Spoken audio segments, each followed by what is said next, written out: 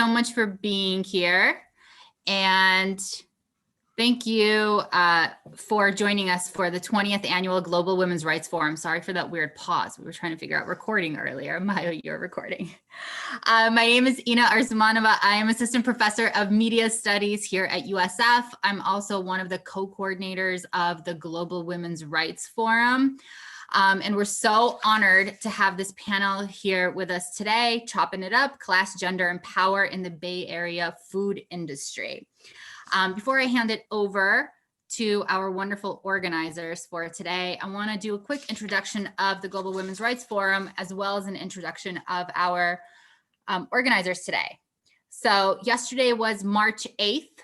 Happy belated International Women's Day to everyone here. March 8th is celebrated around the world as International Women's Day. It was first recognized in the United States in 1909 when women marched through the streets of New York to protest the terrible wages and working conditions in the garment industry and to demand both bread, wages, and roses, recognition. International Women's Day was forgotten in many years in the United States, or was narrowly reframed, and still is, as a celebration of individual women and their accomplishments in Hollywood, in corporate boardrooms, and in Washington, D.C. The Global Women's Rights Forum was started 20 years ago with a more expansive vision. Rather than focusing on the 10% of relatively privileged women, the Global Women's Rights Forum is about the 90% of women and men who have been mobilizing collectively for justice, for peace, and for recognition of all the work we do in the home, in the community, and in the waged workplace. The Global Women's Rights Forum at USF has always been about celebration, but even more so recognizing the global leadership of women, and especially Indigenous women and women of color, who are not only changing the discourses of what it is that women can be, but also fighting for long-term changes to the political, economic, cultural, and ecological systems in which we all live, fighting for recognition, for representation, for rights, for redistribution. My co-coordinators, one of whom I know for sure is here now, started the forum so that we at USF could learn from the best teachers available and participate in those change movements.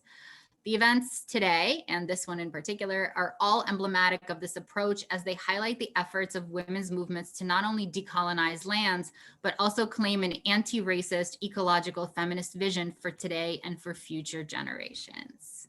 So thank you again to all of you for being here with us today. I want to thank especially all of the folks who made today possible. That, of course, means our two wonderful organizers who will get lengthy bios in just 1 second, but also all of our co-sponsors, our generous colleagues in programs and departments across the university, the Dean's Office for the generous annual contribution, my co-coordinators, Professor Dorothy Kidd and Professor Elizabeth J. Friedman, our very talented intern, Lizzie Oswald, and of course, our program assistants, without whom this entire enterprise would not hang together in any way, shape, or form. And that is Lydia Fedulo, who's here today, and Spencer Rangage. And now I would like to introduce our organizers of today's very exciting conversation, Mayo, Buenafe-Ze, and Lucia, Cantero. You guys want to wave real quick, please? The folks know who you are, so we can celebrate you properly. Mayo Buenafe-Ze is a bilingual immigrant and multi-ethnic Indigenous Filipina who has lived most of her life between the Philippines and California. She's a scholar, educator, researcher, food and cultural events experience curator, and community organizer who aims to decolonize education and support youth leadership and development. Since 2007, she has been in research and academia in the Philippines, Netherlands, and the US. She has done ethnographic studies with the Ifugao peoples from the Cordillera region, northern Luzon, Philippines, the Omaha tribe, specifically at the Omaha Reservation in Macy, Nebraska, and the Acta hunter-gatherers of Isabela Province, northeastern Luzon, Philippines. Her research interests utilize a decolonial framework to highlight how Indigenous communities protect and manage their sacred properties, uphold food and water sovereignty, and evolve their Indigenous knowledge systems. She considers it her personal responsibility and objective to facilitate knowledge sharing, which centers around Indigenous knowledge and serves communities first. Thank you, Mayo, so much for being here and for organizing a virtual round of applause for Mayo. I know none of us applaud now. Everybody has their mute on, but big ups to Mayo. Thank you so much for organizing. And our second wonderful organizer, Lucia Cantero, is an anthropologist concerned with the intersections of aesthetics, politics, and identity. Her areas of research include Latin America and the Black Atlantic, political economy, visual culture, urban ethnography, transnationalism and globalization, media and cultural studies, and critical theory. She's particularly drawn to issues of branding, advertising, and markets as sites for the construction of political subjectivity and the ways in which this process inflects constructions of race, class, and sexuality. Some of her forthcoming publications include Canned Latinidad, Goya Products, and the Branding of Diaspora, The Waste of Accumulation, Mega Events and the Shock Order of Rio de Janeiro, and an adaptation of her doctoral dissertation, Specters of the Market, Consumer Citizenship, and the Visual Politics of Race and Inequality in Brazil. This recent research examines the role that global development projects, mega events like the Olympics and the World Cup have on local subjects, public space, and economies. Her work has been supported by the Mellon Foundation, the Woodrow Wilson Foundation, and the Social Science Research Council. Woo, these two are very accomplished. A round of applause, thank you. Humbled by the lengthy and well-deserved bios. Thank you both so much for all the tremendous work that you've done in putting this together. And now I'm going to finally stop speaking. Mayo, I hand it over to you. Thank you so much for that, Ina. Thank you for just being a supporter of us, like from the jump with planning this event. And yeah, doing those, reading all that stuff about us. If you've overcome a lot of challenges to get to where you are, you need to celebrate yourself and put that in your bio. That's all I have to say. So I have this opportunity to do a humble land acknowledgement. And as an Indigenous person in the diaspora, I recognize my position as someone who is a visitor on these homelands, that I would not even be able to immigrate to this particular land if it wasn't for the settler colonialism that happened here, as well as the imperialism and colonization of the United States in my own homeland. So first of all, I come to you on the Volvon territory of the Bay Miwok peoples, which is also known as Clayton, California, but the University of San Francisco, in which our community is part of, is located in Yelamu, which is part of the unceded and occupied land of the Ramaytush Ohlone peoples. And despite the lack of federal recognition of their existence, the Ramaytush Ohlone are still alive and upholding their sovereignty to this present day. The original people of what is now called San Francisco, of the San Francisco Peninsula, were and are referred to as Ramaytush, which is the Chochenyo word meaning people of the West. So of the original approximately 1,500 people who inhabited the San Francisco Peninsula prior to the Portola expedition in 1769, only one lineage is known to have survived, and it is their descendants who comprise the 4 branches of the Ramaytush Ohlone peoples today. I took that particular fact or history from the Ramaytush Ohlone website, written by Jonathan Cordero, PhD and chair of the Association of Ramaytush Ohlone. So again, most of us are settlers, guests, and visitors to these lands, and it is our responsibility to understand how settler colonialism allowed us privileges to even live here, even if this was done through the oppression, violence, and targeted erasure of Indigenous communities who occupied these territories before we did. And I cannot emphasize this enough, these people are still here. This is still and will always be Indigenous land. I include this humble land acknowledgement in all of my classes, my workshops, and the events that I help organize in order to contextualize my own lens and positionality as a Native Filipina who is an anthropologist and in the diaspora who aims to decolonize education. And I want to help uphold these Indigenous rights to sovereignty and self-determination in every space that I occupy. So for our guests here that are either part of the panel or are, like attending this panel, I ask that you write in the chat, if you can, please identify whose Indigenous lands you're on. And I also encourage us to consider how to be in good relations with Indigenous peoples in our own communities, and how we can work in solidarity for Indigenous sovereignty and collective liberation. So if you don't know whose Indigenous lands you're on, you can use this website that I'm putting in the chat. And I also personally want to uplift two specific organizations in the Bay Area whom I have relations with or have friendships with these people. I want to uplift Maya Harjo, who is the farm manager and transitioning from the program director to a full-time farmer with the Cultural Conservancy. They're located in San Francisco. I also want to uplift Josh Hoyt, who is the coordinator for the PONY program, which stands for Preparing Oakland Native Youth, under the American Indian Child Resource Center in Oakland. So aside from whose lands you're on, do a quick Google search if you can too, of specific Native organizations on the lands that you live on that you can help support and build good relations with. And that is how I hope we can do land acknowledgements all the time. So yeah, I will now pass the mic on to Lucia, who's going to introduce what this panel is about. I really got to shout it out to Lucia because it was her idea for this panel, and she kind of asked me to join. So I really want to give her flowers and say that this panel would not exist if it was not for Lucia's idea of even having a panel to chop it up with women in the Bay Area food industry. So yeah, please take it away, Lucia.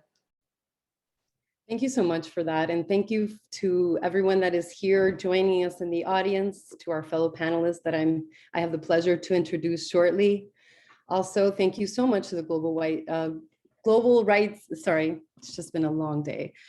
Women's Rights Forum Committee, Organizing Committee. I know all the work that they do putting together this wonderful event.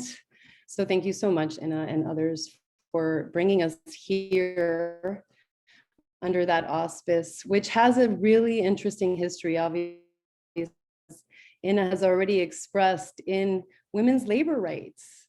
So for me, I was really kind of drawn to the idea of bringing in badass women chefs to talk about food, but also labor. Often it's something that's not talked enough about, and what gets polished is the deliverable, the food we indulge in, and all of the sort of culture and criticism that comes from just that angle. And that certainly isn't enough. And so I couldn't help but take this opportunity, really. And I didn't need a bio here at all, really. For me, it's such an honor to bring these folks together today to have this conversation. So I can't really thank you guys enough for joining us to be able to have this conversation. I'm just here as an anthropologist, absolutely concerned with consumption and consumer culture at large, and think food is special. So I have a few words on that before introducing our wonderful panelists. As a scholar of consumer culture and consumption at large, I'm drawn to thinking through global and local systems of exchange. Food systems are particularly complex when they get caught up in the web of advanced capitalism and the frictions therein. Now, why is that? And I'm asking our panelists that, actually. What is particular about food and the food world in today's political economy? And of equal importance, what is specific about the Bay Area in this conversation? Anthropologists like to call this the production of locality. We're always searching for what makes us human, but what about our particular culture and community is special about that process. And I think there's something to be said for the Bay. As someone who is here today thinking, I'm from Miami for what it's worth, and I think about how good friends that are on the front lines in the food world are also grappling with COVID. And so just a quick reminder that there are things that are somewhat different about the Bay Area local ecosystem that I think matter and I think are worth talking about. And I think there's so many problems still entrenched, but there is something specific about the Bay, and that's kind of what I'm curious to hear about today, but not specific. I'd love to hear about all of it. But that's kind of what's on the table today. And when I conceived of the cheeky title, Chopping It Up, obviously it was vernacular that is drawn, and I have to credit not from Latinos, but from Black vernacular. And I think it's important to acknowledge where you get these things from. I do think it's important to have a conversation that both helps us to really think about each layer of the complexity of food in the Bay. But so we really have a lot of chopping up to do, so to speak. We don't have to, it has to move beyond talk, so to speak.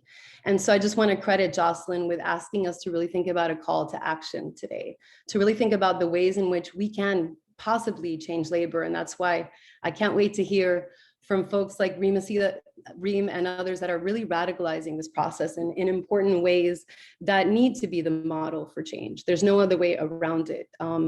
We cannot change these regimes otherwise. So that said, I hope today's discussion on class, gender, and power in the Bay might be a way to tease apart some of these complexities, to think about how our panelists have pushed against these hegemonic practices in a world that's notoriously competitive.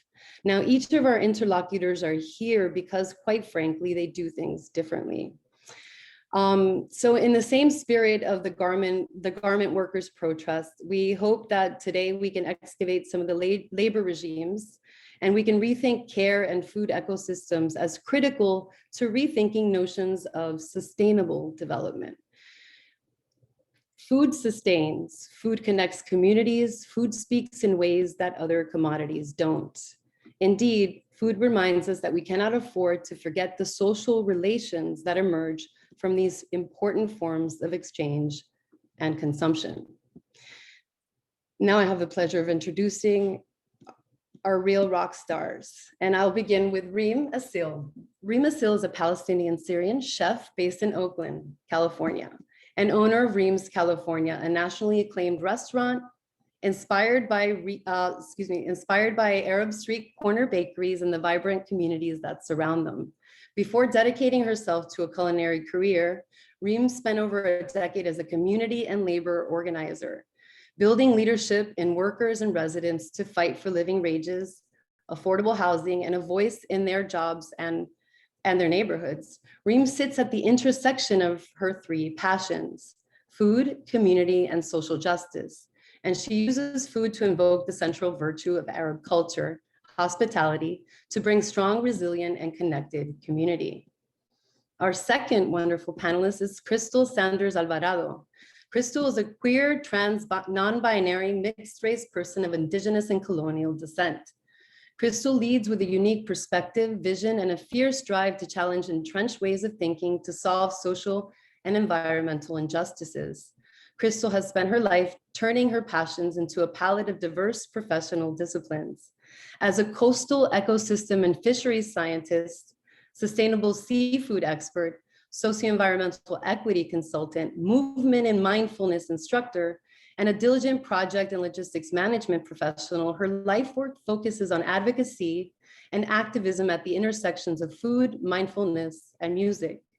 Crystal believes in harnessing the power of inspiration through the culinary and performing arts to create positive and impactful change. Crystal's a scholar, thought leader, and perpetual student of life in a constant state of unlearning, learning, and evolution, while continuously seeking answers to profound, practical, often provocative questions, and steadily seeking wisdom to guide her in sowing seeds of tangible, meaningful, and measurable healing of our communities, our land, and our ocean. Our third wonderful panelist is Jocelyn Jackson. Jocelyn Jackson's passion for culturally significant food, social justice, creativity, and community is rooted in a childhood spent on the Kansas plains. Her family would always sing a song before sharing a soulful meal. Jocelyn founded JustUs Kitchen to continue to create healing food experiences, including tender soul sessions for Black women and femmes that inspire folks to reconnect with themselves, the earth, one another, and the goal of collective liberation. And she still begins every meal with a song. Trained as an artist, attorney, and environmental educator, she enjoys using her role as a cook activist to build a beloved community. Jocelyn is co-founder of the People's Kitchen Collective based in Oakland and founder of the JustUs Kitchen. The People's Kitchen Collective is a large-scale community dining project that uses food and art to address the critical issues of our time while centering the lived experiences of Black and Brown folk. People's Kitchen Collective received the Kenneth Raden Open Spaces Grant and the Creative Capital Award, both for their interdisciplinary social art practice. People's Kitchen Collective installed their Kitchen Remedies project at the Smithsonian and was also named Rising Star Chef by the San Francisco Chronicle, honored by the YBCA 100 list, and represented with the Advocate Award at the Cam Feast. And our last but certainly not least panelist is Malina Syvoravong. She is a multidisciplinary artist and food prop stylist based out of the Bay Area and soon to be Los Angeles County area. She got her start in the culinary field by working at her family's small food business and moved on to work as a line cook and baker at various Humboldt County and Bay Area restaurants. After having a difficult time working in the toxic, male-dominated world of restaurants, she moved on to the world of media, including still and motion video production and the occasional food writing. With big name clients and employers under her belt, working both corporate in-house positions and freelancing, she's had insight and understanding of how the industry works and the toxic discriminatory gatekeeping that comes with it. She hopes to change the playing field that is based on equity, inclusiveness, and fair representation when it comes to not only the image that is seen, but the photo team that works so hard to make it happen. So that said, without further ado, we have a number of difficult questions. And Mayo, how should we take this off? I actually, I wanted to do like a check-in with each speaker or panelist that we have, so that our attendees, after hearing about who they are, we can see them and then have them share something a little bit more maybe intimate and personal about themselves, especially in relation to food. And my Anthro food class knows that we do check-in questions, and the check-in question that I have, I'm gonna put it in the chat, and I encourage our attendees to also share, since we're doing this in Zoom land, and if usually when we have gatherings like this, that if you have a bunch of women, you're gonna have food, right? Like, it's not an event without some food that we're sharing and eating with each other. And, like, I like to think that the US America is not a melting pot, nor is it a salad bowl. For me, like, America is a potluck. And like, everybody brings a dish of who they are. And sometimes you have someone bringing potato salad with raisins in it and you don't like that, but at least it's something that they're contributing. Or maybe someone's bringing something just they bought from Safeway because they don't know how to cook, but at least you're contributing something to our community space in which we're going to be gathering together. So I want to ask our panelists, if we were to have a hypothetical potluck right now for this event, what dish would you like to share, and why would you like to share it? What does this say about who you are and coming into this space today? Does anyone want to go first? I'll go. Oh, Jocelyn, do you want? Okay. Well, last night I actually started making a Thai Lao dessert called Knom Kok.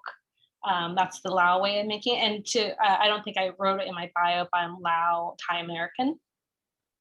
So I just grew up eating this cake. My grandma is like a Thai dessert master. And so I learned and grew up with this little cake. And I've noticed that although a lot of people know Thai food, they don't know a lot of the desserts and Lao desserts, and it's not recognized enough. And it's these like coconut custard little rice flour cakes that are cooked in this little cast iron like little cake pan, and it's absolutely delicious and buttery and sweet and savory, and you put green onion in it. It is like so good.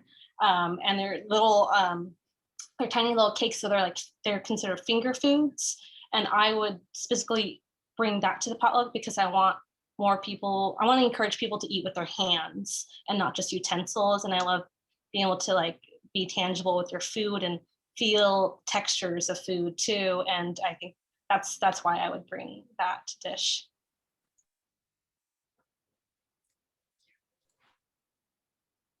Nice. Thanks, Malina. Jocelyn, did you want to go next? Sure.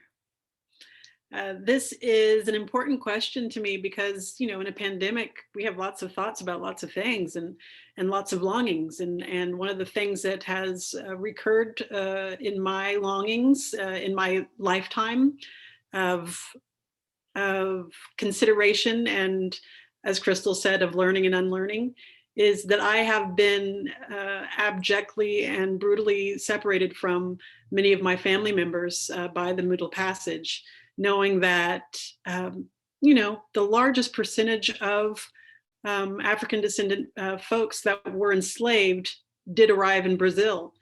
And when I think about that and think about, you know, my cousins living there and me never ever knowing them, one of the things that I'm drawn to are the dishes of that continent, of that place. And the dish that makes me feel like I am connecting with the unnamed family of my history, my ancestors, is feijoada, which is a black bean stew that's filled with all the flavors and just beautiful connection that can be made despite the brutality of the separation.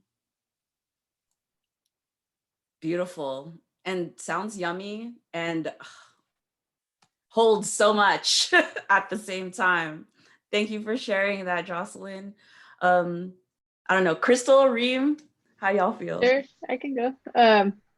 Mine is just kind of more purely selfish about what I'm craving today because I put on this Mini Bell's shirt earlier and really just wanted like Mini Bell's fried chicken and mac and cheese and then want to share that with everybody and just get a big pan of all of the things and collard greens. And I'm from South originally in South Texas. And so just like really that food is just what I want, especially today, because it's kind of cloudy and about to rain and just want to like be cozy and comfortable with some mac and cheese and fried chicken. Oh my gosh, I super feel you on that Mini Bells. I am literally going to have some on Saturday because I've been craving it so hard. So if y'all don't know, Mini Bell's Soul Movement, it's in Emeryville. She has a rosemary fried chicken. The best. Right?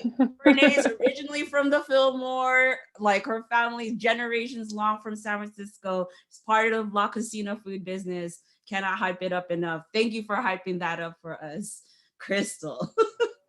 I'm a hype Renee up too. It's like full circle because my first year at La Cocina, she was my mentor. So they pair you with someone. And so I followed her around. I learned the secrets of her rosemary fried chicken. And at the time, she wasn't actually doing that. And I'm like, you got to do that. That's going to make you rich. And I'm so glad that she eventually opened up her spot because that chicken is, there's no match for it. So such an interesting question. I always think I was like trying to think, when's the last potluck I actually been to? And it's really sad that I can't remember it. But when I think about this question, I was thinking about sort of symbolically for this kind of conversation, what would I bring to the potluck? And it's not quite practical, but in the Arab style of doing things, we always sort of make food for a lot of people. So it's not a small thing, but I would bring a dish called maklube.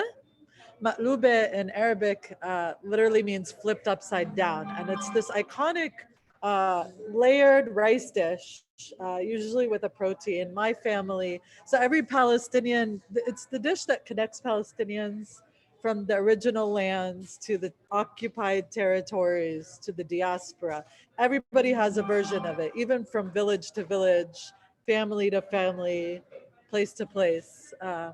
But my family, we grew up having it with lamb and eggplant. And it's just like this layers of flavor upon rice.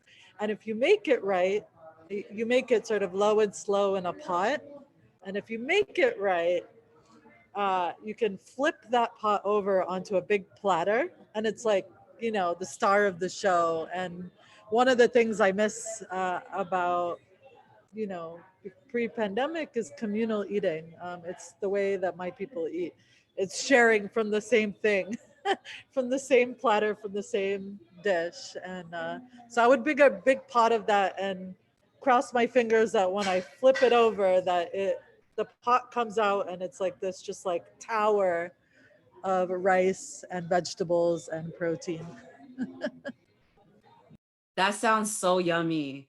I think I've seen that before, and I know what you mean. I had a student talk about that very same dish in one of my previous classes, and I super feel you on like that sharing from one massive dish, and you like everybody shares from that one massive dish, and how it, yeah, it's just like the memories of what we used to do, and then also what we are kind of facing right now. So I want to bring us, you know, like bring our conversation there with this right now. And Lucia, do you want to go ask that first, like, you know, question around these like identity politics that we're moving from like this, what is your potluck dish and what does it say about you, to like, what is your identity politics in like in the Bay Area food industry?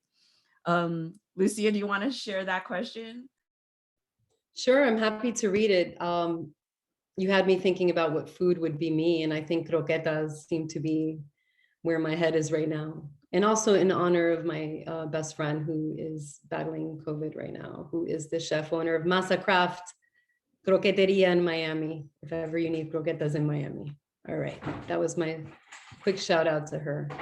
But today there's so many things to ask our wonderful panelists today, but I couldn't help thinking, in general, I think about these things, but I'd love to hear what folks think. In what ways does your intersecting cultural identity shape how you navigate spaces, particularly how those identities are also shaped by class? I really think class is such an elephant in the room when it comes to the food industry. And I think it's an elephant in the room when it comes to many things, but especially heightened in the kind of tournament of value that we would call the food industry. There's just so much to do with the commodity there. There's so much involved in self-branding that you really lose sense of value, right?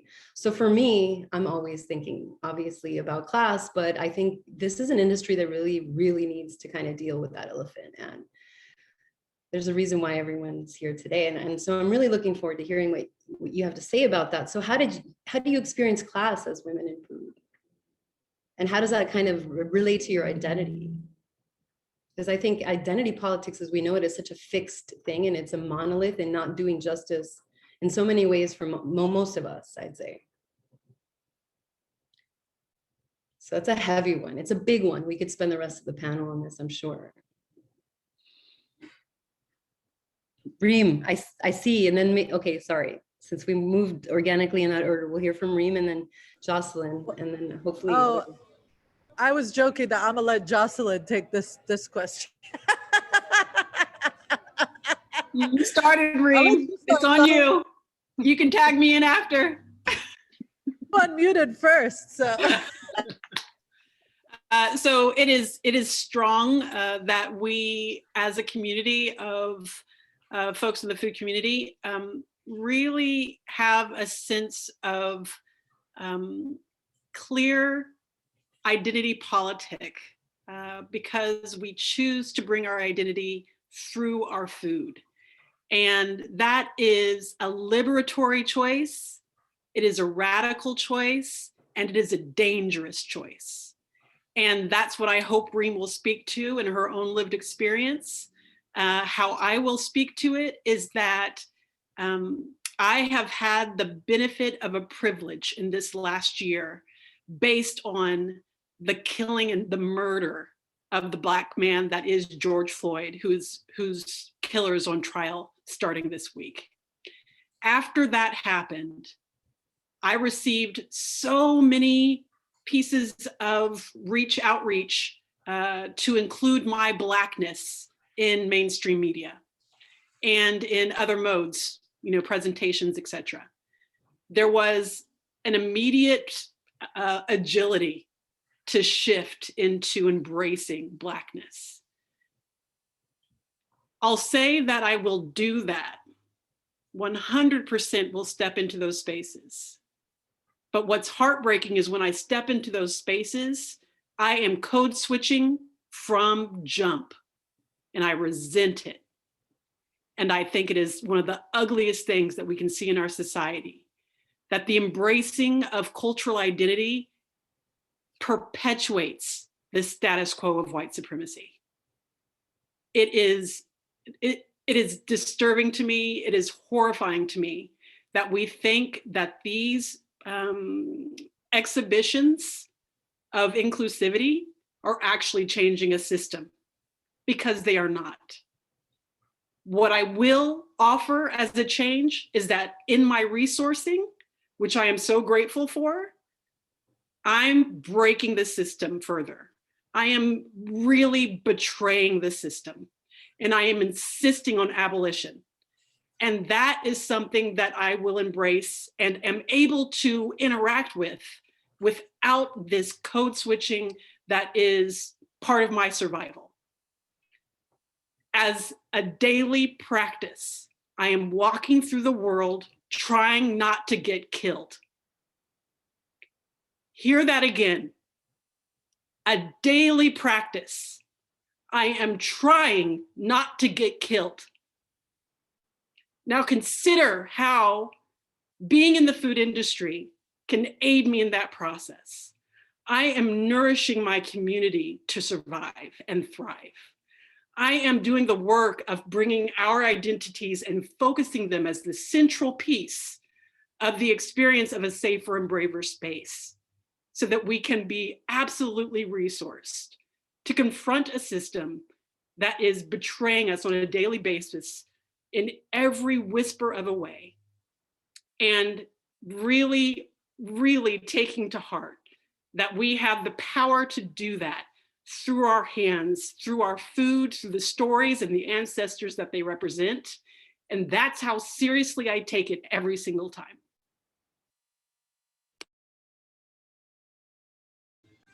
Amen. Yeah, I think that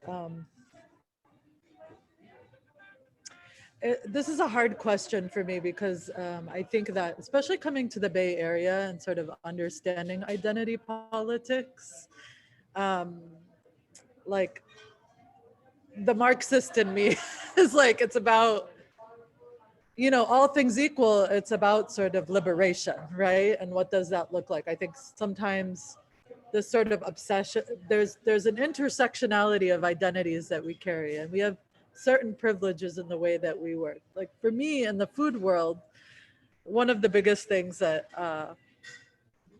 the interesting trope, right, that you get of the immigrant, right, like that triumphed over sort of the challenges of capitalism and opened her own small business. Like we've all heard it, right? And like the reality is that that I grew, yes, I am the child of immigrants, and yes, my parents come from war-torn countries, but the reality is that I have a college education. I, grew up in a small suburb right outside of Boston.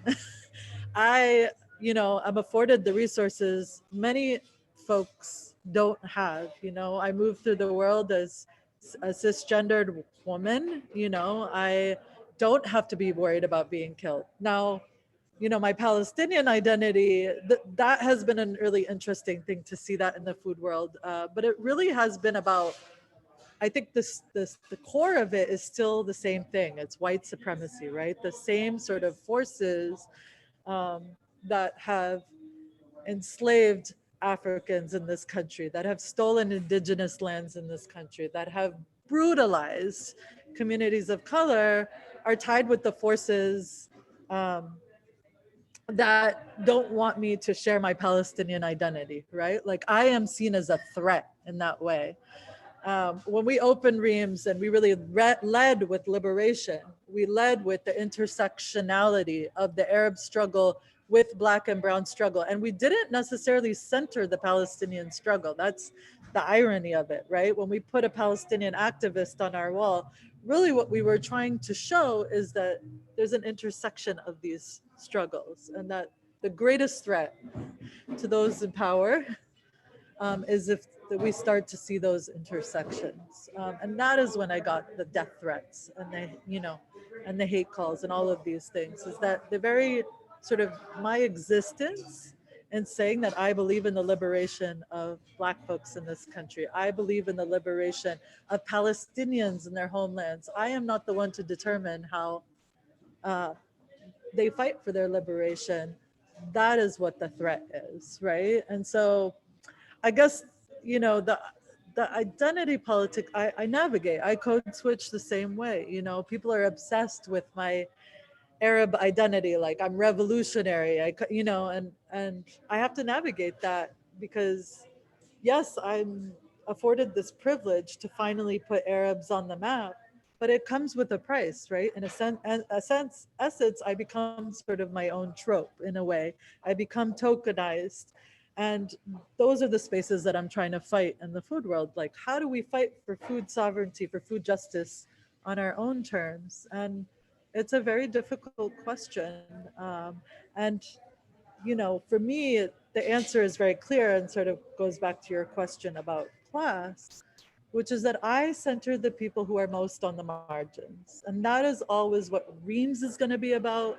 That is always what my struggle, even as a Palestinian in diaspora, as an Arab in diaspora, that my liberation is linked with the liberation of Black and Brown people on the lands that I'm on. And that is what I'm in the business of, right? That's why Reems exists. It's not just to celebrate Arab culture for the sake of celebrating it, it's to use it as a tool for liberation. Woo! Also, amen. And I don't know if Malina and Crystal also want to get into this, but like one thing I really want to name and uplift that Jocelyn and Reem have shared already is so much about how, we don't have a choice in who we are, but people shape what we are to fit this politic that they either want to align with or don't align with.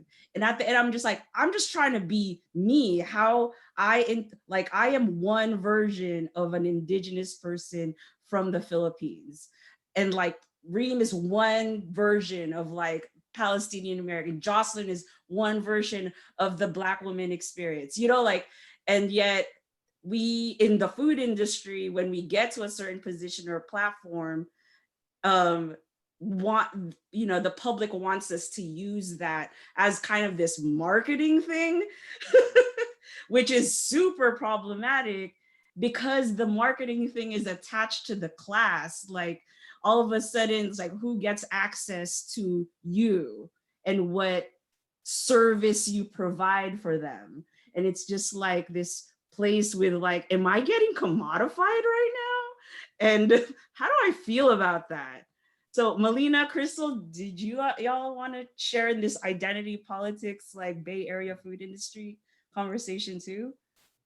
Yeah, I've noticed it hasn't, like in food media, I'm in the back end of food media. So like I work on the photo teams and the production of it. But if I had to talk about the politics of it, it's just that certain people and groups tend to get pigeonholed into a story and framed and continue to be that way. If I'm like in the process of trying to like come up with a story to pitch to like a few publications right now, and I know that they're gonna expect a refugee first generation story from me, which it's like I respect and appreciate that story, but that's not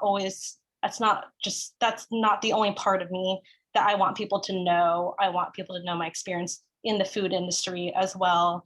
And I think that's not just the only part of me, that's my identity. And I think food media tends to do that to certain people. I'm sure Reem, Jocelyn, you probably know that being written up by food publications. And I think it's unfair because I know I had a total breakdown because I was just trying to brainstorm a story, but I was writing something that has been said and again about, oh, I'm a child of a refugee, but it's I was conflicted because I don't want to write that story, but should I? That's the question. Should I? Because I know it'll sell. That's the thing. I know that story will sell, but I just want to talk about my mom's, how she made me instant noodles all the time, but that won't sell. And that's the sad part of food media. They want to pigeonhole you into a small part of your identity.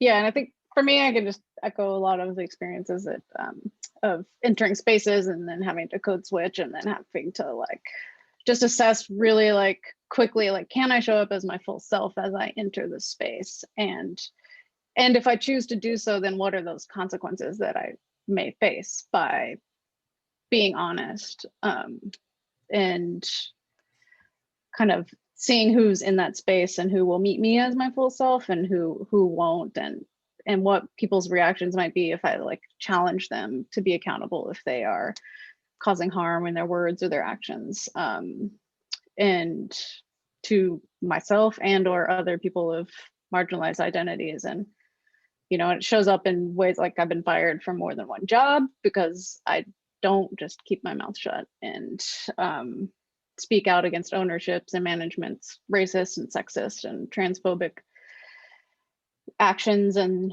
on more than one occasion in the Bay Area, I've been confronted by cis white hetero males who just violently got up in my face and just came short of doing everything except for punching me, and in a way that, because I'm challenging them to be better and to be honest and to self-reflect and think, and they're not accepting that. And I think that's kind of this navigation of how can I show up, when and where am I willing to kind of put myself into that situation, who's around me, in some of those, in each of those situations where they're in my face, people were standing around and did nothing. And so it's kind of in that moment of I still do it and face the consequences and then just see how it works. But then if I'm alone with somebody, I maybe have to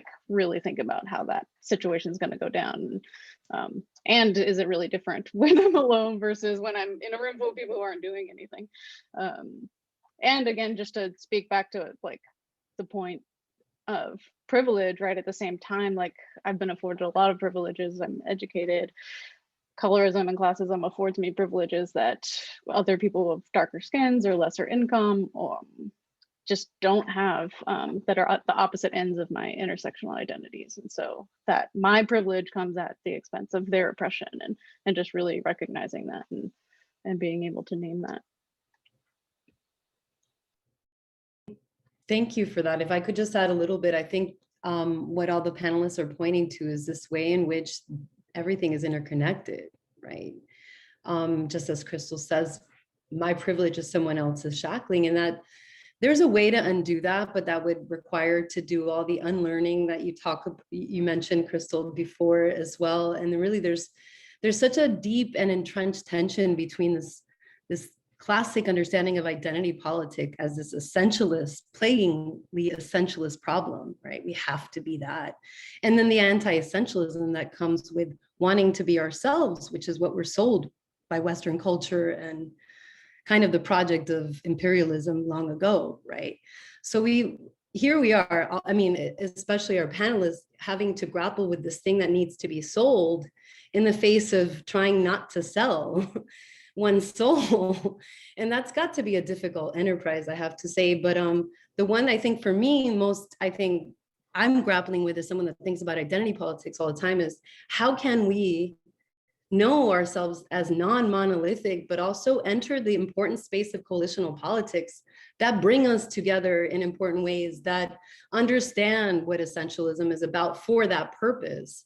That's kind of the most important part, I think, especially here, us today. I think there's a lot of coalitional alliances that could be made, that could be productive.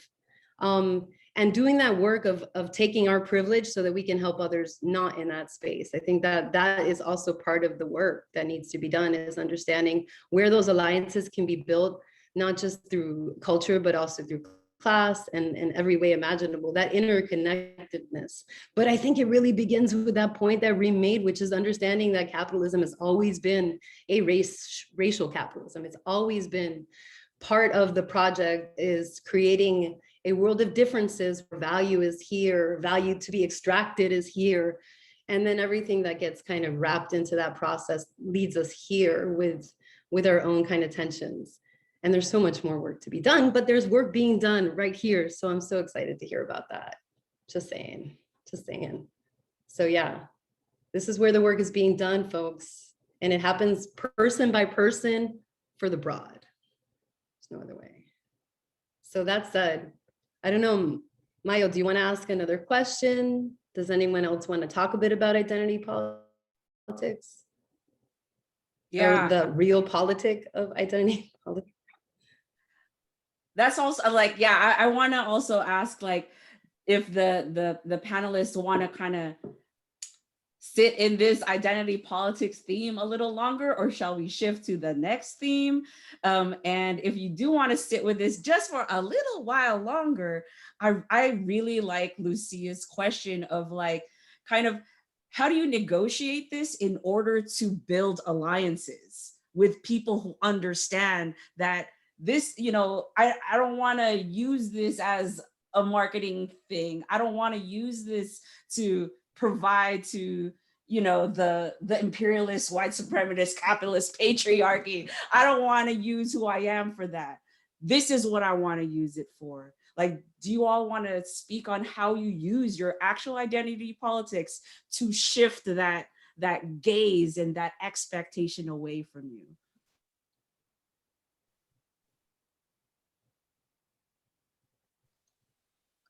I think I could speak just a little and kind of bridging into the last question too, and having a queer identity and just kind of the rainbow capitalism and the like tokenism of that, all through Pride Month, where, you know, it's rainbows and parades and things from corporations who aren't necessarily taking care of queer and trans folks in their company that are actually in their community. And then also identifying that within the queer community itself, there's a lot of work to be done around anti-Blackness and anti-Asian racism, other marginalized communities that are outside the queer community that very much so are affected by our silence in a lot of situations, our refusal to act, refusal to be in solidarity. And I think as a queer person and more recently embracing a trans identity and really seeing in this space how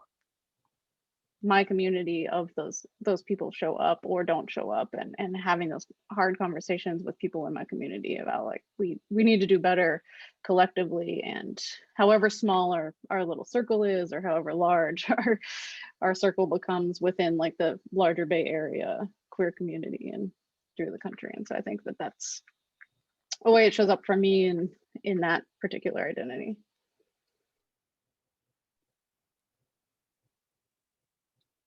I think I'd like to share something off of what Lucia was just sharing, and Reem mentioned as well. And Crystal, thank you for that perspective, because it goes to the heart of how complicated intersectionality and collective liberation really is, because we as anthropologists, especially, y'all are constantly in the conversation about cultural relativism and universality, and even, you know, the gaze of the observer. All of these themes go back for me to one of the universals, which is labor. We are all labor. And in this capitalist structure, we're the ones with the most power. Because capitalism, it is so incredibly evil, and it's based on this premise that International Women's Day is based on. The rights of garment workers, right? The labor of garment workers.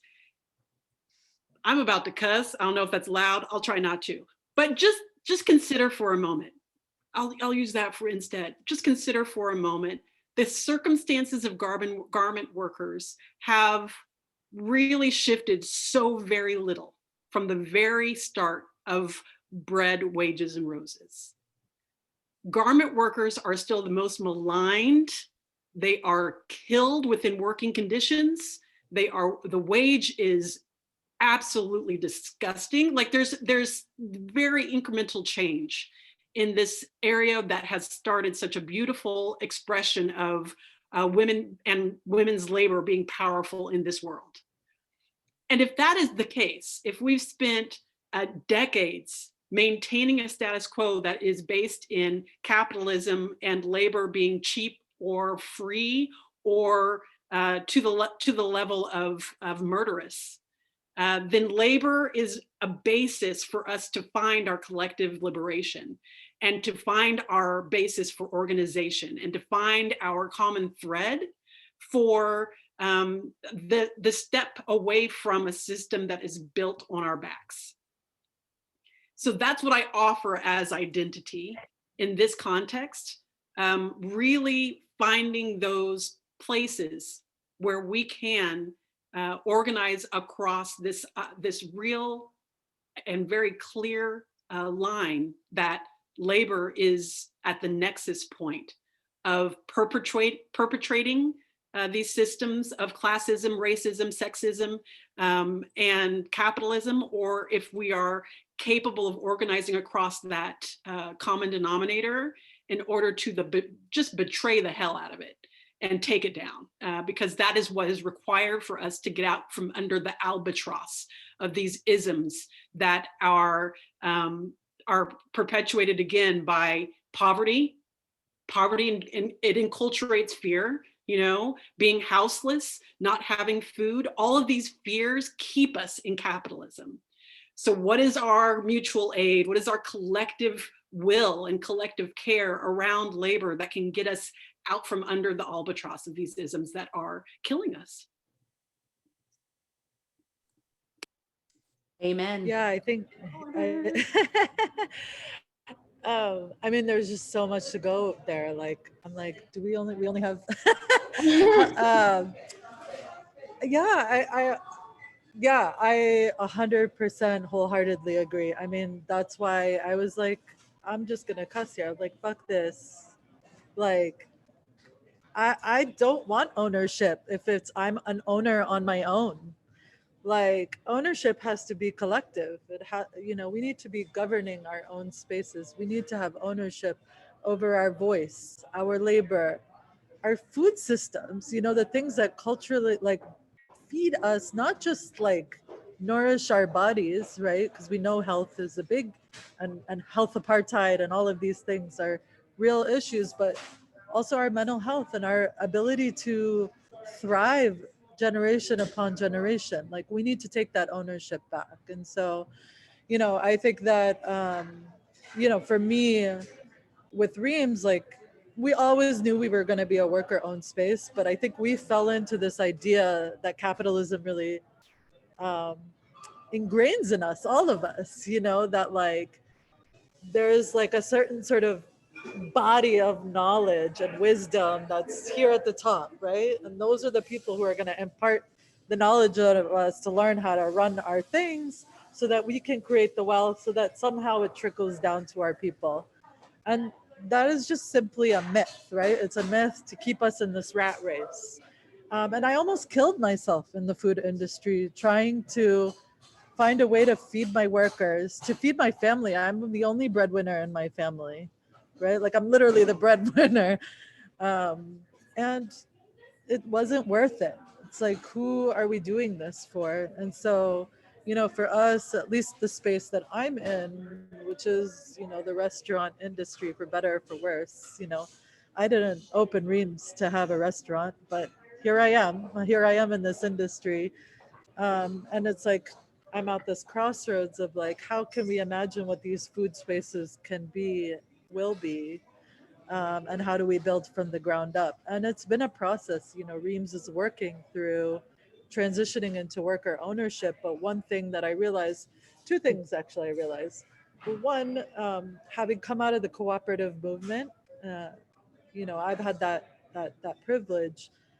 Seeing that even within cooperative spaces, we replicate the master's tools, right? Like without sort of systems of accountability, we're just replicating what we see. So a lot of consciousness raising and unlearning has to be done in order to create the right systems so that collective governance happens, so that we really tap into our ancestral roots. Because we know that our you know, before the settlers came, before all of this, our, you know, communities were thriving generation upon generation. So how do we go back to that? So a lot of groundwork has to be done to make us almost bulletproof from these sort of forces of capitalism and resilient, right? And so what we're trying to do right now in that transition is to build resilience. So there's that part, right? So I know that Reems as a worker co-op by itself is not going to do anything, but what happens if we can inspire others to follow suit? The second piece, which I think is the more interesting piece, the more revolutionary side of me, is like the food system is where all our people are at. People are having a hard time organizing from the ground up. We need organizing from the ground up of people in our food system. We need to be teaching them these revolutionary ideas. You know, this is the moment. You know, this pandemic has really radicalized people, or at least shifted people's thinking about their place in the world. I've certainly saw it with my employees at Reems, really questioning everything. Why don't we use this moment to really have people question, right? And to do that sort of, and not to just see themselves as workers, but as members in their communities, to take these leadership skills and, you know, they're members of their family, you know, that there's an intersectionality also of those identities that we don't talk about. We only see our people as expendable, that either you're a worker or you're not. That's like how this society sort of treats people, right? And so how do we sort of have people start to question that and radicalize them a little bit? I don't know how the tool that we use to do that, but it's certainly sort of in the as a sort of byproduct of the co-op process, we're trying to do some of that work on the side. So, and I know people are doing it on a small scale, but how do we scale that up? Because it's going to take sort of a revolution, and centering people who've been most marginalized at the center of it. So yeah, those are some of the things that we're exploring on that front. I do, if I could just interject, think that what you are doing is revolutionary at your scale. And I do think that needs to be thought through and considered and applauded. Reem, I think it's revolutionary. I think co-ops need to be at the forefront of how we are having conversations about small businesses even. And I do think it's potentially scalable if they let us, right? The question is they, understanding what they is, understanding that these things shifted radically in the 80s, right? That small businesses in the 70s and 40s are not the same small businesses today because the name of valuation has changed, right? So value throughout the world has changed. It's really, we have even a harder task at hand, right? Of undoing these things. And they involve really figuring out finance capitalism in relation to labor, because I think Jocelyn's point is so important, but right now labor isn't what it used to be either. So there's that undoing that we really need to do. I think first and foremost really needs to it needs to be a conversation about human rights, right? Broadly understood human rights in relation to labor and capital. And so, yeah, there's a lot of work to undo from kind of neoliberalism onward. I think that is hugely part of the problem and related to globalization. And the food industry gets wrapped into that in such important and also perverse ways, right? And probably one of the all industries are hard to sort of align living wages to, but this happens to be one where can be even radically harder, right? So they're not small steps, I guess is what I'm saying, at least as I see it, that they're the beginning of a longer, hopefully longer tradition of chipping away towards Keynesian capitalism. I always like to say to my students, hey guys, we can chip away to this other form that seems slightly more human, which doesn't seem like a solution at all, but certainly one that takes into consideration labor, which is kind of what's lost in the moment. What's lost in the capitalist moment, I think, is labor. And I think it's so important to hear folks reminding us that labor is where we need to start, because that's what organizes people. And I think maybe now is a good time to mention, seeing what happened with Tartine's union politics was pretty devastating. It really kind of broke my heart to see folks fear the very act of organizing. So I wondered what you might think on that topic, if you can. I'm just an anthropologist, but I've been thinking a lot about these things. And I think Tartine also needs to be, there's going to be an interesting article in our online international studies journal on that very politics with the union politics and everything going on. It's an interesting piece on the Tartine union politics bit, but I'd love to hear what others think about the potential to organize in new ways and just sort of nod at the moves being made in that direction. This was not a planned question. I want to speak a little kind of around that and just this as like entrepreneurs and business people and the idea of scale. And I really try to challenge this idea of scale a lot. And I also just want to name that there's other economic systems besides capitalism and besides socialism. There's indigenous economic systems that do not center the accumulation and prioritization of capital. And I think keeping this in mind as it's not this binary system of capitalism, socialism, and like we have to exist within some form of that there are ways that center people and the health of communities first and foremost ahead of capital. And then thinking of that in the business sense as an entrepreneur living in capitalism and how to structure business is if I can't operate my business without exploiting people for their labor, and if I can't ensure that I'm paying them fair and livable wages, then I don't actually have a sustainable business model. And when we think about the ideas of scale, capitalism tells us we should scale just for the sake of growth itself. And a lot of that influences the culinary scene and entrepreneurs who are seeking investors to invest in their projects, and they expect returns on their investment at all cost, regardless of if it has to exploit the labor of the workers, often encouraging that. And I'm a marine biologist, and kind of my framing comes back to like nature and how nature handles things. And when I think about scale, I think about like the oxygen that we're breathing, and 50% of the oxygen that we breathe comes from microscopic plants in the ocean. So more so than all of the plants on the earth, land itself. And those plants are so small, and they breed and create such amazing food systems that then we use that food systems to then feed us, from the seafood that we eat to the health of the soils on the land. And then really thinking about this small scale thing that we can't even see creates so much productivity. Whereas if we could kind of take from that lesson in nature, and if we had a lot of small movements and everybody in our community doing these small plankton-like things, that we would then have 50% of the oxygen that we breathe. And so I think in relation to scale and labor, and in that way, like organizing like plankton is really what I like to think and aspire to.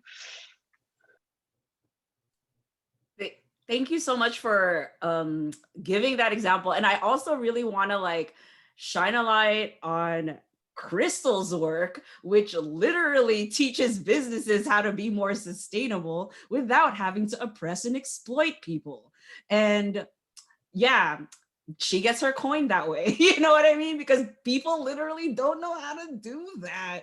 Like create food businesses without, am I oppressing someone? Am I exploiting when I can get from this resource? So one, I want to uplift Crystal's work that that's what they do.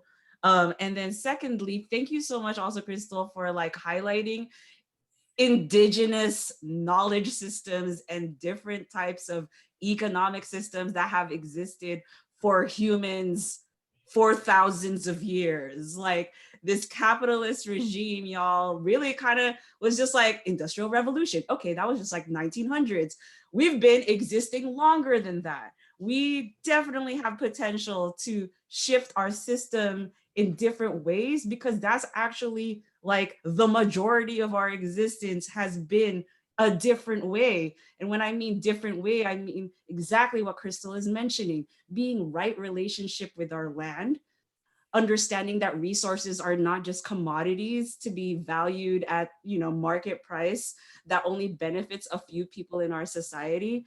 And that indigenous folks have been doing this and provide models like this, and not just indigenous folks, but also like these, you know, different communities, when they face adversity, adjust and pivot to solutions that are right for them.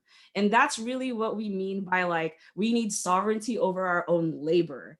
And you know, like if you don't mind, like, because I see such a great connection to this next theme. So if anyone like wants to like add on to this, plus this other piece that I want to bring in, which is I really want to get into gender, y'all, and how, you know, in your opinion, experience, perspective, like your labor as, you know, your gender identity, right? Like, how does that come into this like culinary labor regime, right? What's, you know, the question I wrote was, what is the difference between a cook and a chef? Do you feel you need to even refer to or assert your gender identity or your sex in your role as a chef? Why or why not? I kind of wanted to like wrap back around about the value of our labor. I know as like a woman who worked as a line cook for a long time, then just like transitioned into food styling, and as an assistant, I started as assistant first. And in that culture of just like working in the food industry, I never really questioned my wage, like my hourly wage. I just accepted it. You know, I just always assumed is that imposter syndrome is just like, oh, I didn't go to culinary school, so I shouldn't earn as much as these white men who have, you know. And it wasn't until like I got out of it and then was an assistant for this woman food stylist that she saw like what I was getting paid that day, because we go by day rates. And she came up to me, she's like, you know, you're not being paid enough, right? And I was like, I don't know. Like, I literally don't know. I don't have anyone to tell me those things. And it wasn't until her advocacy, she said, I'm going to make them pay you more for today. It wasn't until I got that support and advocacy that I felt more confident that I deserved more for what my labor is, or for my labor in general. So, yeah. That's so important what you share, Malina. It's for me, it lends to this other system of cooperative economics that is not as centralized right now, which is mentorship and apprenticeship, and the radical transparency that's inherent to those systems. I tell everybody what I get paid, and I say get paid the same, if not more, when I am working with institutions. That's because I am through with the culture of hidden figures in very literal and figurative terms. it is only through that radical honesty and transparency that we can, again, betray these systems that are concerned only with creating a status quo that means our marginalization and oppression. I'm not going to participate in that system. So how are all the small and big ways that I can be de-establishing it?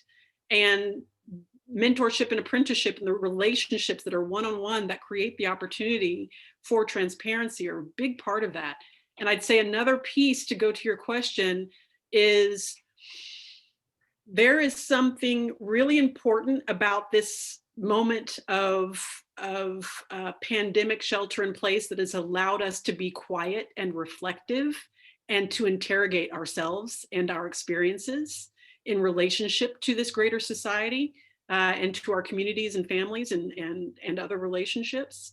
And a place where that resides for me is the fact that I was clear that my pivot, my pandemic pivot, was I am serving and being of service to Black women and femmes. I don't need to equivocate any longer on who my audience is. I am here for Black women and femmes. And that is a statement that is entirely political and relational. And it is meant to absolutely upend a system that is bent on our destruction.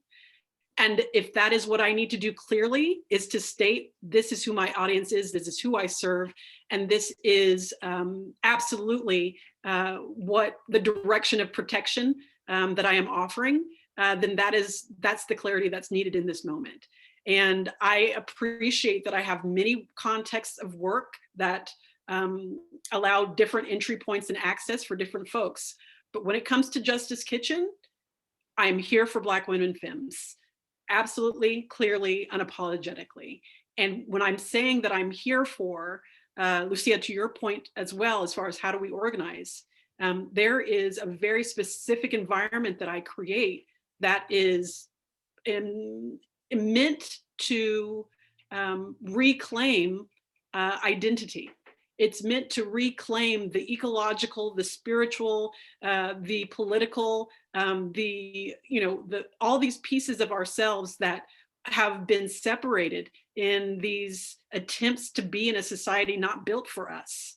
So that reclamation process, that remembering, that repair, that restoration, that's what I'm here for. And I'm very grateful for the opportunity to create that clarity and not simply do it, but it's like you can be about it, and that's awesome. I love that as an approach. But to state it clearly is another way of creating just those moments of fissure in these systems that are absolutely frail when we stand up and speak clearly.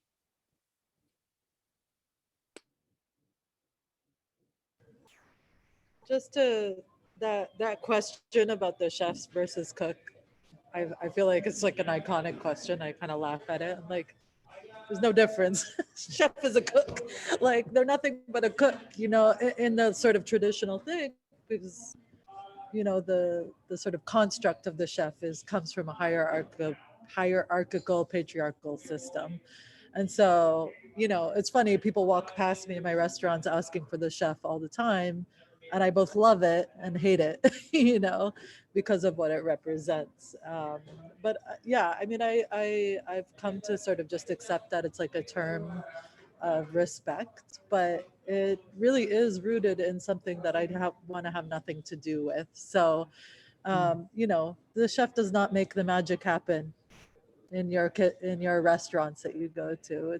It's the cooks. It's the people that they, and like, if you have a strong leader, then hopefully that food is a reflection of that. But yeah, it's certainly, I certainly sort of grapple with that identity. I grapple with the identity sort of when you put the layer of gender on it. I think for like, women identified chefs, it's like this sort of pedestal that we're put on, and the scrutiny. Like, we can fall off that pedestal in one moment and be put on the pedestal. It's like there's this dichotomy that we get trapped between. And that was really, really frustrating for me. It was really frustrating when I was in a partnership with a white male chef, to be in that space. And it's ultimately why I left those kind of partnerships, because I was like, this is not what I'm trying to normalize here. I don't want to have any part in normalizing cultures and systems that are meant to break me down. Um, and you know, so there's like the parts that I consciously choose to be in and out, and then there's like the systemic things that are like way bigger than me. You know, the fact that I play the gender role, of breadwinner in my family. It's so funny. Like there are all these like corporate slogans. I think Burger King came out with the like "Women belong in the kitchen" slogan. I don't know if anybody saw that. I mean, I can't believe they didn't have. Sadly, they probably had people look at that and nobody had a problem with it. But just like, I mean, it's funny because for me as a little girl, I was like, I'm never going to be in the kitchen. That was sort of my thing, right? Like I was a feminist, like never going to be in the kitchen. I did not want I didn't want to have that lived experience that my mom, where she had to choose between her happiness and providing for her family. And yet I still am expected to do, and I have a very supportive partner in all these things, but I'm expected to play both of these roles, underpaid and unpaid. And while my white male counterparts don't, so those are sort of the things that I have to grapple with, that are much larger than just me. But sort of where I can help it, I choose not to partake in that language or these sort of cultural understandings, of what a chef is. Yeah, I think in a conversation, Mayo and I have a lot separately, because we're homies and chat about all these interworkings all the time, is just like developing a practice where we question who it is that we look to be the arbiters of defining qualifications and titles.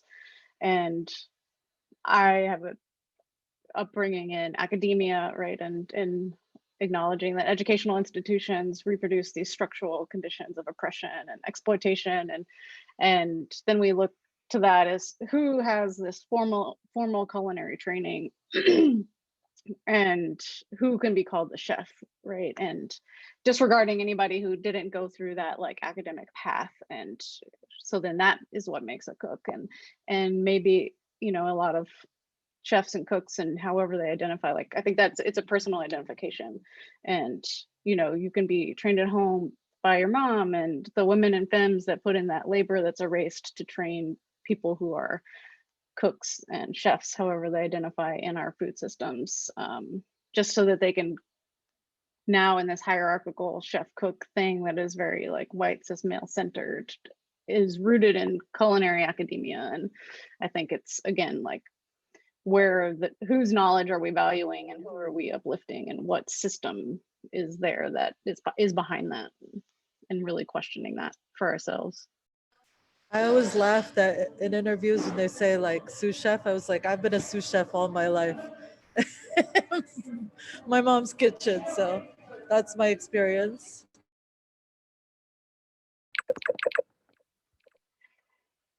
Yeah, and I think to uplift like Tu's work and his just recently released documentary Bloodline, and he talks a lot about this. It tells a story of his family's immigration from Vietnam, and the way that he was trained by his mom to cook and growing up, and then entering into the culinary world, that just being really like frowned upon and looked down upon, and stories like that are not told all across our country, all across the world, really.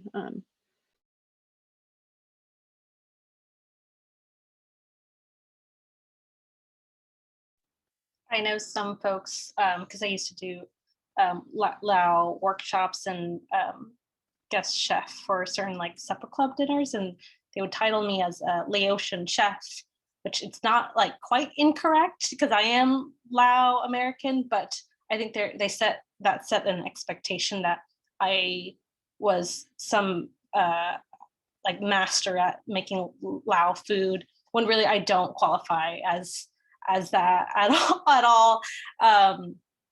But it that's part of like the identity part of the chef name too, that I am always conflicted by, because I don't consider myself, I identify as Lao Thai American, but I don't consider myself a Laotian chef either, because I'm still in the progress of learning how to make my people's foods too. So I'm always in progress with that. So I question, like, can I call myself a Laotian chef at this point? But that's kind of like personally what I've been struggling with, like with the whole chef versus cook thing too. I don't know if anyone else like understands.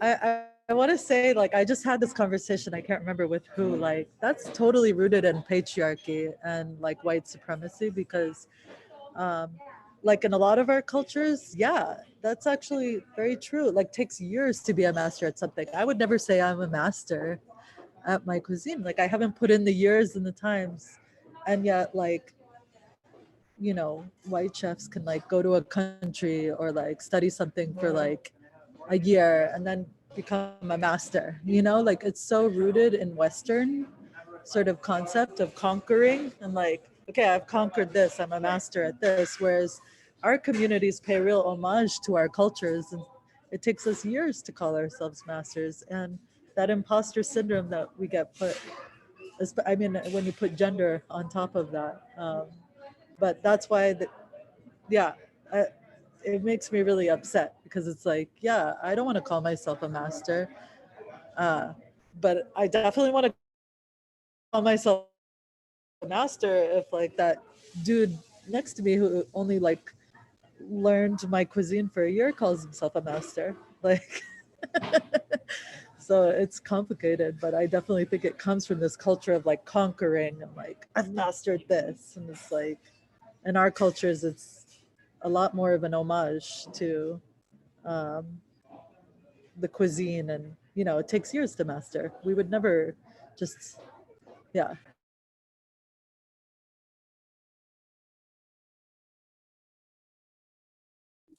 Seems to ultimately always boil down to power, right? So these titles and in certain systems are just credentializing systems, right?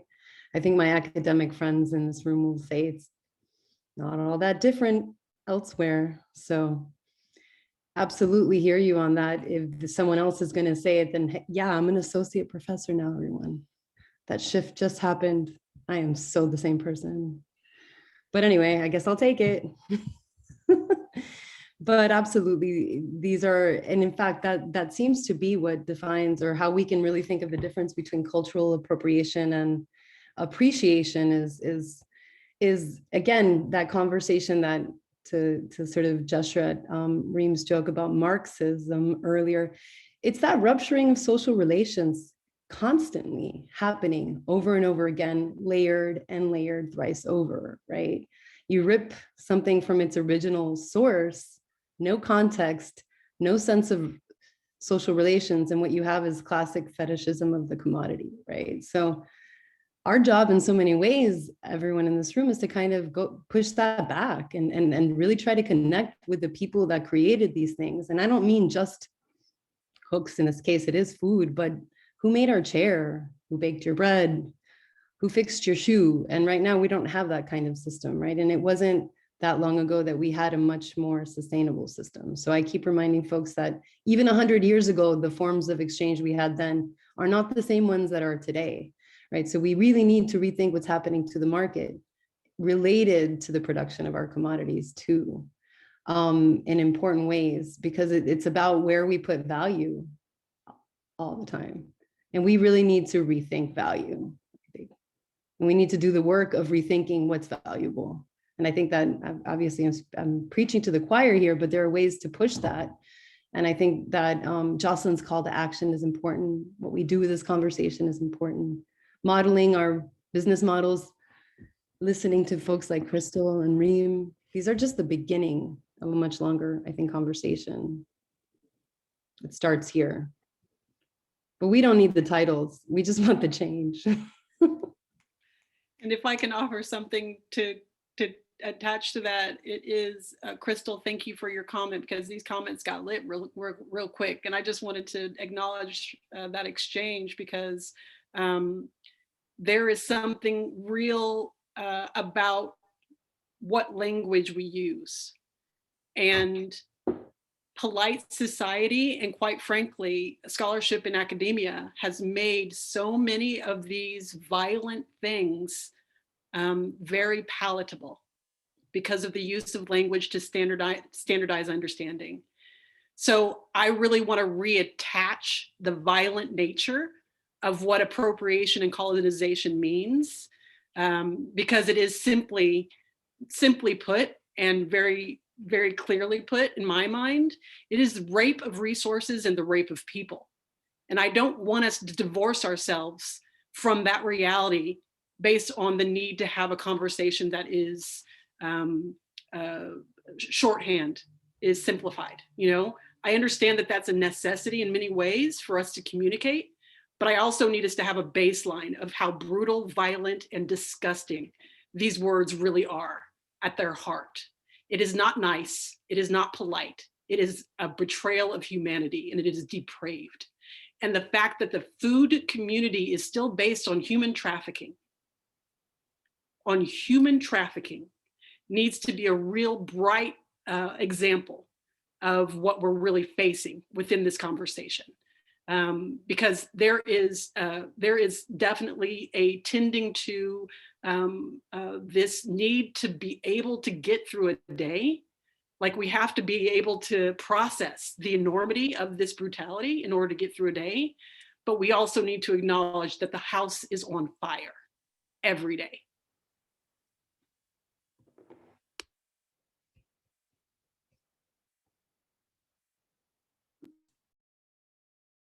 Whew. It's so good. I love it. Like, all y'all are so like fire, fire, fire. Like everything that everyone is saying. And Lucia, you know, I want to do a time check. You know, we told folks 6:20. We're at 6:08. We want to make space for the Q&A. We did have a couple more questions, but maybe it'll just need to be a part 2, but like one thing that Lucia keeps mentioning, and that we also put in the marketing materials, is like, how are we going to envision this call to action right now? And I really want to kind of combine that with, you know, with food justice during a pandemic, and y'all have been talking about it, and how do our, like, I don't know, positions as women, and, you know, during this time of crises and shit's burning, it's a hot garbage fire right now. And so, like, what can we do? What are some suggestions you have that folks can sit with as a potential call to action that they can do to address this? And then we can move it to Q&A. Is that cool? All right, cool.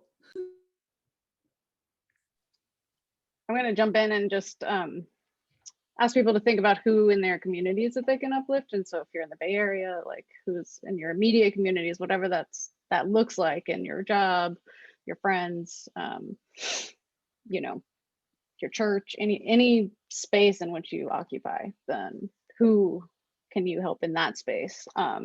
And Reem is my friend, and in my neighborhood and in my space, and her oven exploded, and there's a GoFundMe that is working to buy her a new oven. So I'm dropping this in the chat, and I would like to ask everybody here to check it out, share it widely, and let's see if we can galvanize everybody here to like get Reem's oven to be installed. And you know, when the pandemic hit, it was really important for me to support Reem to just open this new spot, and I was so excited, and still am. I eat a lot of Reems, and you know, like in my and my partner's food budget, we allotted a significant amount for Reems every week for a while. And so we, just how are those ways, and to uplift the people in your community that you're a part of and have intimate relationships with. And yeah, and then also I'm going to just uplift Jocelyn too and ask y'all to check out this work that she did that's super amazing. Her fixed price menu that she just did with Leap, amazing, dropping that in the chat too. And it's really important work and really amazing. And I attended your event and cook along in your kitchen, and that was so nice. And I just really appreciate your work too. And so those are my call to actions. Yeah, I'm reporting to you guys live and direct from another restaurant. We're on our Reems in Exile tour. We're literally popping up out of anybody who has an oven. So if y'all have an oven. But yeah, thank you so much. I think the one piece of the work that I didn't really get to talk about, but I think Jocelyn alluded to it, is really the mutual aid work that's happening. I think that many people are just thinking of this like a short term dealing with the system, but we know that food insecurity, all of these things are deeply rooted. And it's going to take sort of we got us, right? That's like our terminology, that the state is not going to save us. Clearly the powers that be are not going to save us. And I've been really inspired by that mutual aid work. Reems, survived this last year, like literally just feeding folks. We made almost as much as we did in the restaurant, just being paid by nonprofits to help feed folks. And so we know that the private sector is going to get all tired. They're not going to give their money, right? So what are we doing to develop those resources within our community? I know that work is always going to be a part of Reems now. And so how do we develop those systems and those infrastructures in our own neighborhoods? And so I really encourage, and I know that there's a website, but I can't think of it at the top of my head, but there are plenty of resources around this work and how to get involved.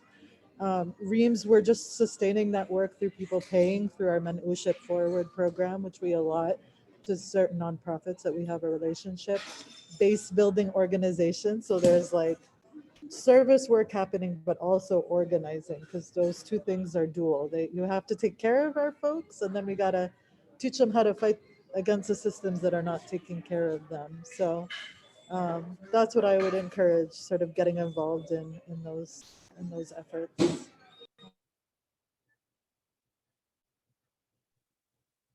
I think my own personal call to action right now for everyone else is like, right now there's heightened amounts of like food insecurity across the globe and in the nation, but I would ask people to let go of shame and judgment of what people are eating right now to survive. I'm a gill of emotion because I just grew up really, really poor, and we ate McDonald's. I know people judge others for eating McDonald's, but like that's all we could afford. And I know like there's millions of people who are just insecure and can't get enough food on their tables right now. So like I just would want people just not to shame anyone for what they're trying to do to just survive, just to nourish themselves.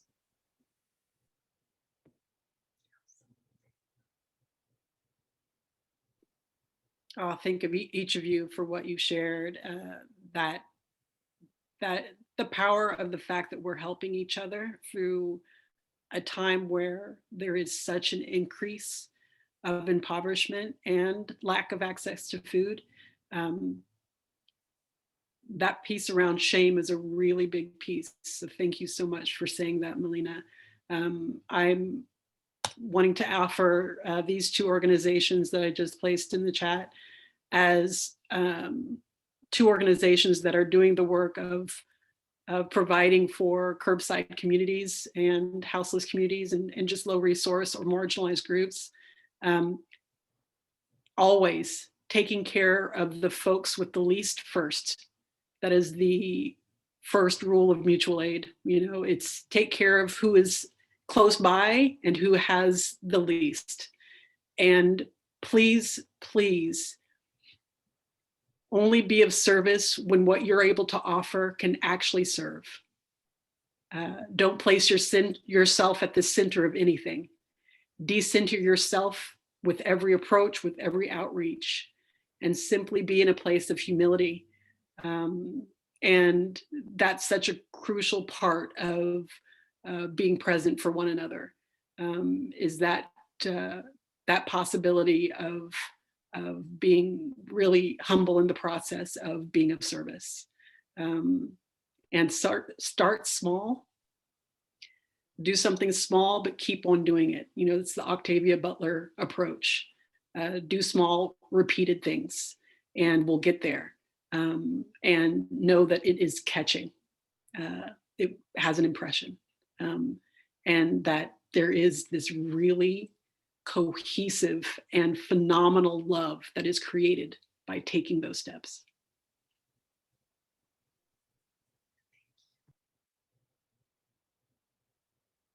Thank you, Jocelyn. That's so, so powerful. Thank you, everyone, for sharing.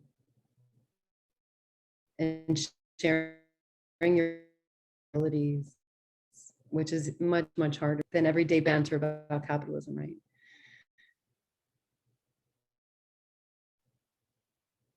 I don't know, Maya, we have like 4 or 5 minutes left. What to do with those, what to do with time? How do folks feel about, like, especially our panelists? Would you be okay with staying for 10 more minutes just in case people have questions? But also, if you really need to head out, because I know also like Reem got to do a pop-up, and also for our attendees, y'all need to attend to yourselves as well. We understand, we appreciate you joining us. We really hope that you are feeling that call to action and being inspired by it to lead you forward into food justice with the intersectionality in mind, right? So yeah, how do the panelists feel about staying just 10 minutes in case folks have questions to ask us? Yeah, I'm good for that. Sweet, appreciate y'all.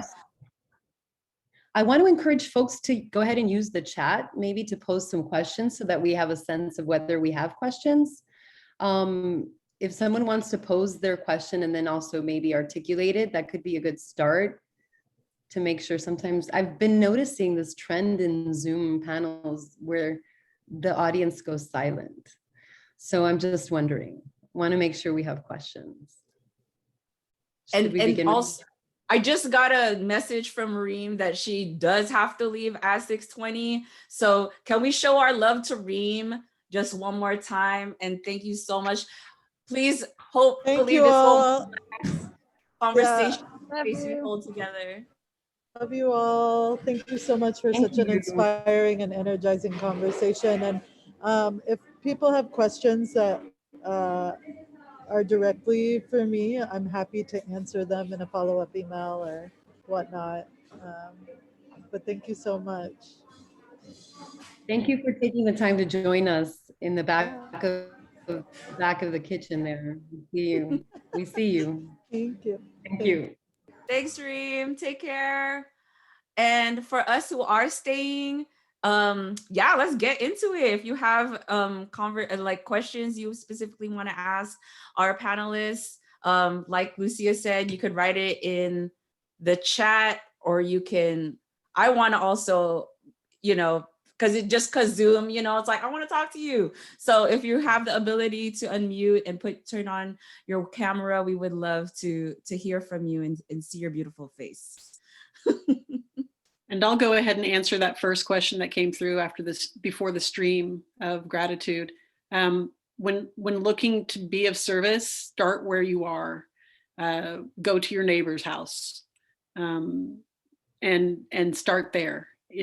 There's a real access moment where if you tend to the people around you first, that's sort of the exercising of the muscle.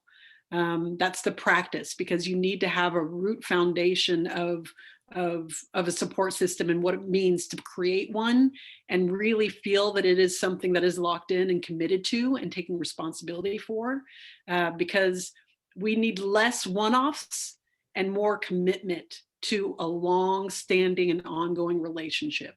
And that's often a neighborhood or an organization you're already a part of. Guaranteed there are people at risk in the Girl Scout troop, in the church, wherever it is that you're already attached, there are people that aren't able to say out loud that they need help. And so developing the vulnerability and the courage around the communities that you already are in relationship with can be an amazing first step to that process. But whoever you do help, just make sure it is an ongoing commitment and not, as they say, the tourism variety.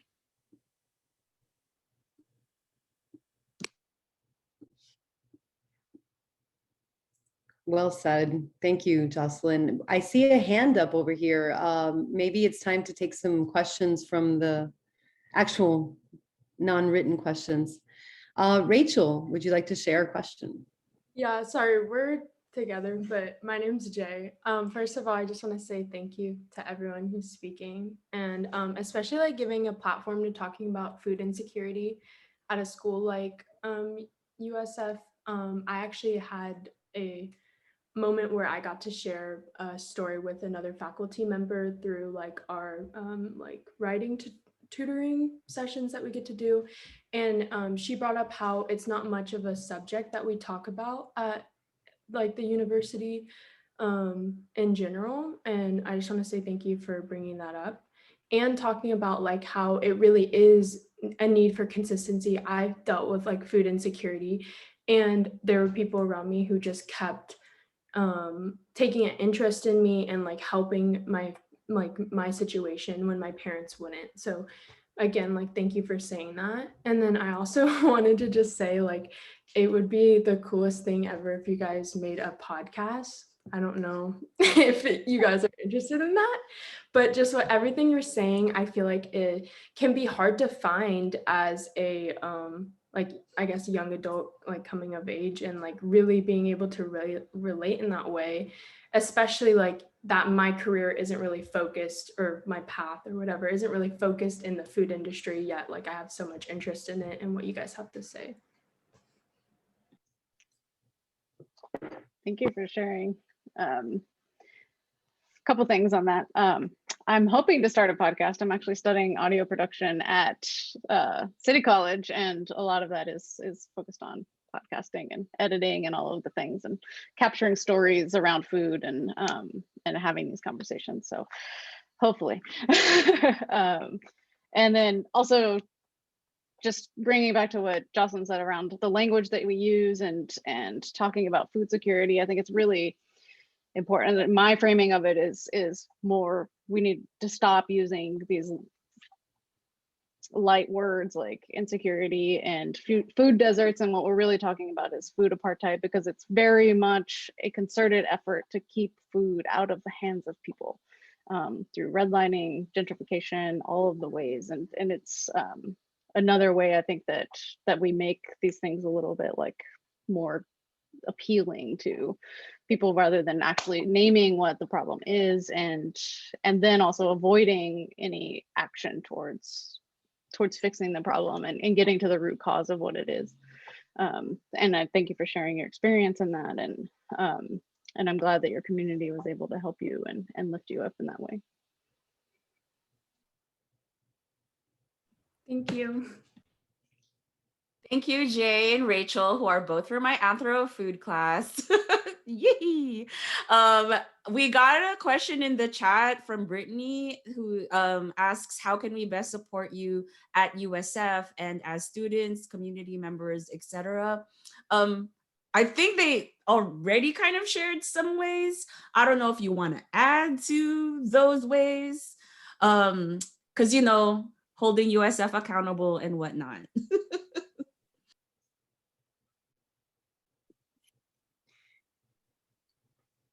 I'm going to add just to I'm not a panelist, so I should be ashamed, but I keep remembering that for me, it's really important that we're in the Bay, right? Because for students of mine, and not in my Anthro social media class, but my students that are more political economy and my infrastructure as ethics class, know that I'm always talking about space, and space matters. And it matters that we're in a place often, because that place matters. Well, that's where the organizing can begin, right? If we're going to start to push back, that's the only, and when I say scale, the only scale I'm really ever thinking about is scaling organization, scaling organizing. That's where I think the work really needs to be done, folks, because there's so much, there's so much that can be done at the municipal level that has power over these big tech companies. For example, I'm really only speaking about the Bay right now, but that's really where politics needs to start headed. If any of these other things are going to start to be mitigated, we need to start and continue to organize. Just want to say that part, sorry. In terms of scaling, and I really kind of loved your cellular plankton analogy, Crystal. I thought it was brilliant, and certainly where we need to think, but it, like all these little modular spaces of organizing, all on the same page, right? Creating those coalitional alliances, creating a similar language so we can have the same conversation is so important too. Sorry, I'm not a panelist now, let's hear.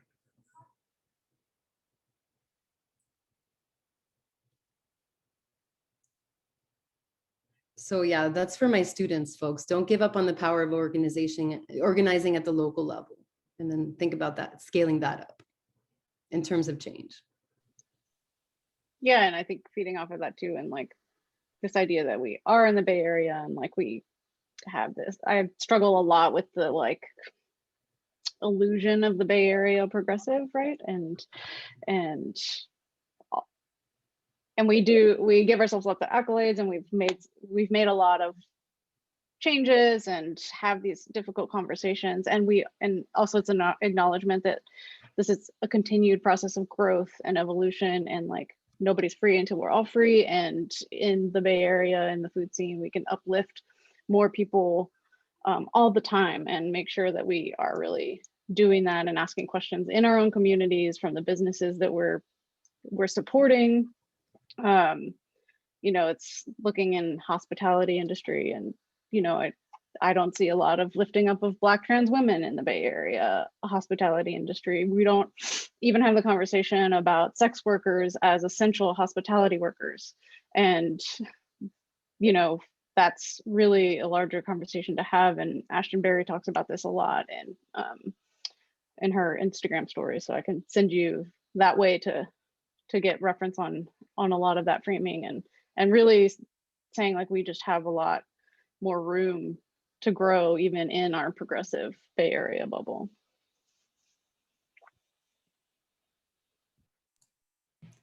In these 2 minutes that are left, there was one kind of last question. And maybe we can do like a quick, this could be like our cute little closeout.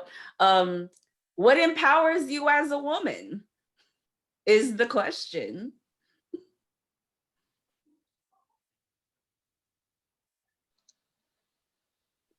I think just my community. Oh, go ahead, Jocelyn. No, you go, Crystal.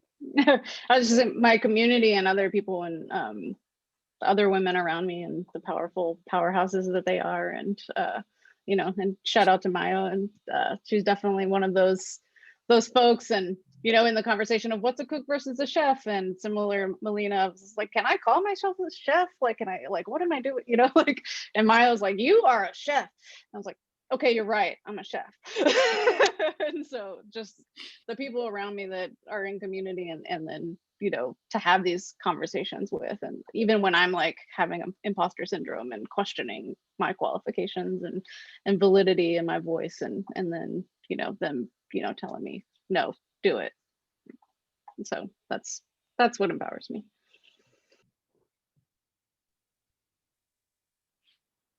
I love that. Thank you, Crystal. And it really is. I'm not being glib when I say my afro. This is not a glib answer. This is very real. There is something real about the fact that my ancestors would braid rice and okra seeds and black-eyed peas into their braids before the Middle Passage. Again, another kind, polite word for something so violent. But that survival that was born out of these crinkly, curly coils is something that serves me every day. I need to put my eye and my heart towards survival in a really intentional way each day. And so when I'm braiding my hair, when I'm twisting it up, when I'm doing all these things to have a creative outlet to process so much of the anger and sadness and fear that I have, that's so empowering to me. And so I'm grateful for the gift of my 4C hair.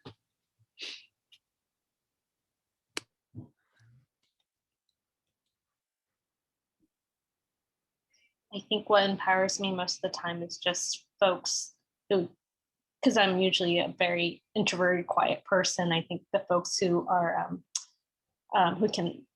who know and see my strength and tell me that is what empowers me to, and who can see me for who, like what skills I have and what I can bring forth. I think that's what gives me the confidence that I have now, is my community members, my friends, and my family especially. But that just is what empowers me.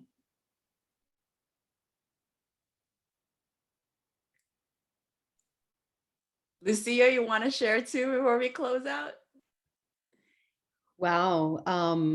Funny, it's a question I never think enough about, because I don't even know how to answer it, but I have to say what empowers me is knowing that as a woman, what empowers me as a woman is knowing that that it's precisely a very different, I want to say, being or ontology that makes me understand the world better. That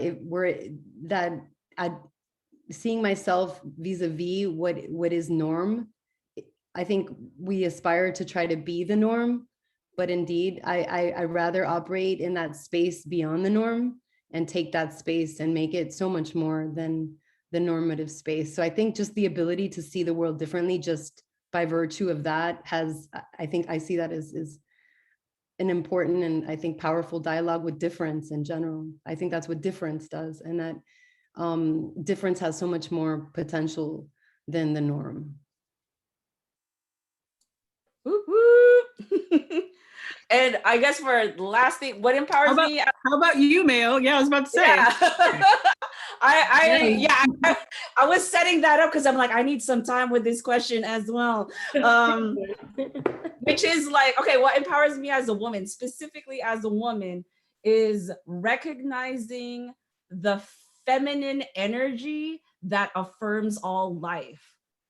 Like, you know what I mean? And it's like, no matter what your gender identity is, you got to recognize this life affirming energy that we have. Whatever your gender or sex identity is, you have that power to create, to envision, to manifest stuff. And that is definitely a female power that they're afraid of us for, and also that we need to use more. And so I guess we'll leave it at that. And we thank everybody who stayed with us till this very end. What an amazing conversation with dope people. And I really, really hope it's not the last one, y'all. Thank you so much. Thank y'all. Thanks for holding the space and creating the event and having us. Of course. Thank you. Thank you. Thank you. Such a sweetness to share this space with y'all.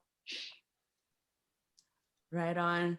I'm going to pause the recording now, and we'll definitely get you the copy of this recording. All who registered, all of our panelists, and hopefully this leads us into more movement building to a better future. Yes.